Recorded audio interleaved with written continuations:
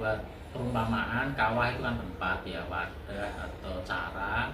Kemudian kepemimpinan adalah seni untuk menggerakkan orang, seni untuk mengendalikan orang. Siswa berarti ini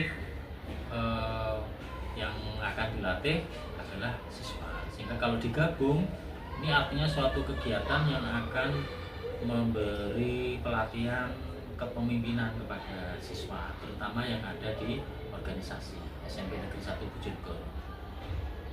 Ya itu. Untuk tujuan utamanya apa, Pak? Untuk tujuan utamanya adalah memberi pelatihan kepada calon-calon pengurus organisasi, karena setelah mereka mendapatkan materi dari KKS kan mereka akan kembali ke organisasinya untuk kemudian bekerja sama melaksanakan program-program yang sudah ditetapkan. Jadi itu butuh kemampuan untuk memimpin gitu ya dari siswa itu sendiri. Jadi intinya untuk memberi pelatihan kepemimpinan. Itu ya, Pak.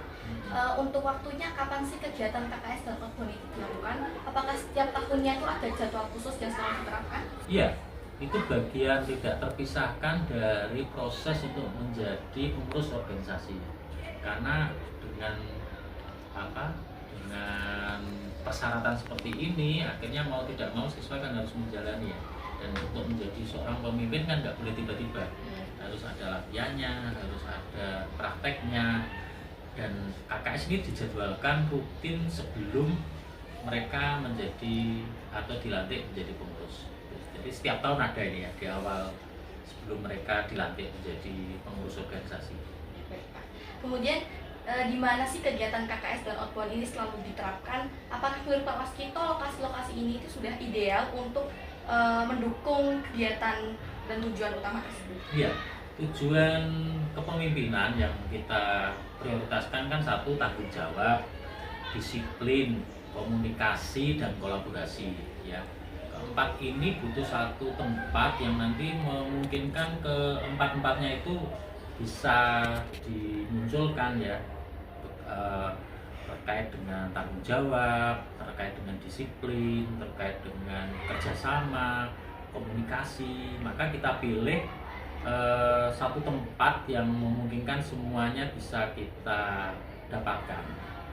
Tempat itu untuk memudahkan kegiatan maka kita pilih biasanya sekolah atau SMP yang bisa bekerja sama untuk memberi tempat kepada kita untuk kemudian kita bisa mengakses ke lingkungan sekitar ya, atau desa sekitar itu. Di sana ada disiplin. Kenapa? Karena dengan selama 3 hari ini mereka harus mengikuti satu jadwal yang sudah diatur ketat dan tidak boleh dinegosiasi ya. Jadwal ini sudah merupakan satu kesatuan. Kemudian tanggung jawab, tentu di dalam kegiatan ini ada hal-hal yang harus dikerjakan, itu harus sampai selesai, harus tuntas. Kemudian ada kolaborasi. Itu kenapa kita mengajak teman-teman dari SMP lain ya, dari kebetulan untuk tahun ini dari SMP Negeri 1 Dungadem ya yang kita ajak. Anak-anak SMP 1 sudah terbiasa artinya nanti bekerja sama dengan teman dari sekolah lain. Jadi dengan sekolah lain bisa, apalagi dengan temannya sendiri. Kemudian komunikasi jelas. Mereka harus belajar untuk berkomunikasi secara tepat ya, efisien gitu. Jadi dengan temannya, dengan pendamping, dengan pembina, dengan masyarakat, dengan temannya yang dari sekolah lain. Nah, mereka sudah terbiasa dengan komunikasi yang bagus. Itu sebenarnya makanya kita selalu tempatkan KKS ini di suatu tempat ya. Kalau untuk cerita aja pernah di Kanor, Kecamatan Kanor, terus di Kecamatan Bubulan, kemudian sekarang ganti lagi di Kecamatan Kedungadem. Tahun depan belum tahu kemana. Kemudian untuk kemarin itu kan yang ikut KKS hanya pengurus inti organisasi kesiswaan dan 16 pengurus OSIS ya.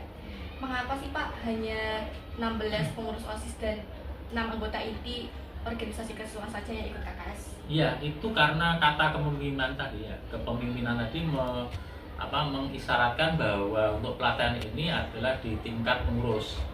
Nah, untuk pengembangan berikutnya mereka akan diberi kegiatan pelatihan bernama Outbound.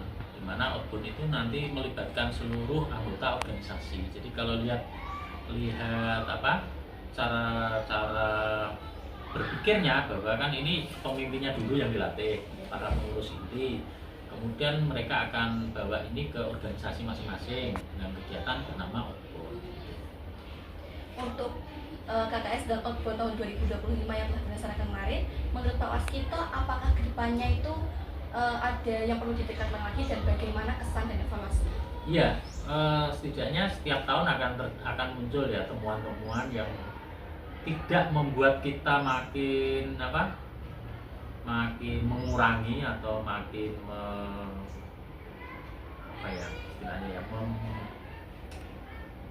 menurunkan kualitas, tapi kita harapkan makin menambah kualitas. Kalau 2 tahun sebelumnya kan kegiatannya hanya dilangsungkan dalam waktu Sabtu Minggu, artinya hanya 2 hari ini.